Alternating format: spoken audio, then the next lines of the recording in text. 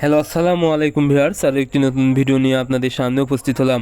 আজকের ভিডিওতে মূলত আমি আলোচনা করব দেশি মুরগির সর্দি কাশি লাগার কারণ কি এবং এর প্রাকৃতিক চিকিৎসা।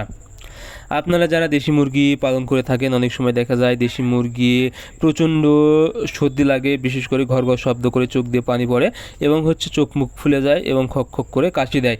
এরকম লক্ষণ দেখলে আপনাদেরকে বুঝতে হবে মুরগির সর্দি লেগেছে। এখন বুঝতে হবে আসলে সর্দি এবং ঠান্ডা লাগার প্রধান কারণ কি।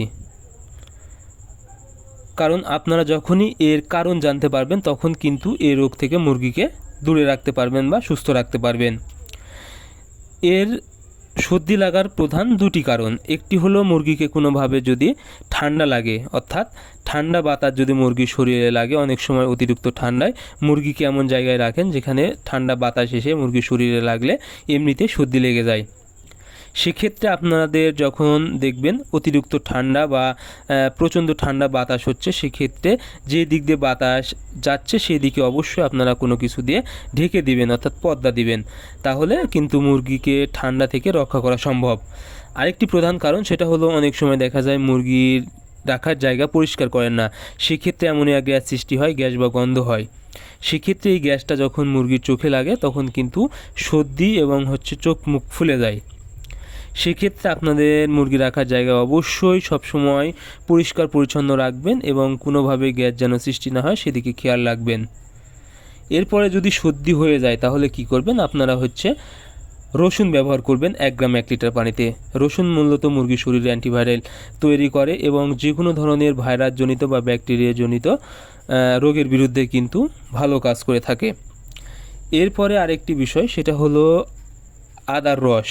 আদার রস কিন্তু মুরগির ঠান্ডাজনিত সমস্যা এবং খক খক করে যে কাশি দেয় এটার জন্য অনেক ভালো কাজ করে থাকে। এবং আপনারা দিতে পারেন তুলসীর রস, এটিও কিন্তু মুরগির ঠান্ডার জন্য একটি মহা ওষুধ হিসেবে কাজ করা যায়। সো আপনাদের যখনই মুরগির সর্দি লাগবে, প্রাথমিকভাবে আমি যেই প্রাকৃতিক ওষুধগুলো বললাম এগুলো আপনারা যদি ব্যবহার করতে পারেন, আশা করি আপনাদের মুরগি খুব দ্রুত সুস্থ হয়ে যাবে। এখন যদি দেখেন মুরগি একদম সর্দি লেগে কোনোভাবে ভালো হচ্ছে না, অর্থাৎ একদম মারা যাচ্ছে, সেক্ষেত্রে অবশ্যই আপনারা ভেটেরিনারি চিকিৎসকের পরামর্শ নেবেন, ভালো যারা ভেটেরিনারি। এবং আপনারা ওষুধ হিসেবে অবশ্যই কিছু ভালো মানের ডক্সিসাইক্লিন গ্রুপের বা এটিভেট এই গ্রুপের ওষুধ ব্যবহার করতে পারেন। আশা করি আপনাদের মুরগি খুব দ্রুত সুস্থ হয়ে যাবে। সো আপনারা যদি আমার ভিডিও দেখে উপকৃত হন, অবশ্যই আমাদের চ্যানেলটি সাবস্ক্রাইব করবেন এবং ভিডিও যদি ভালো লাগে অন্যকে শেয়ার করে দেবেন যেন ওনারাও দেখে উপকৃত হয়।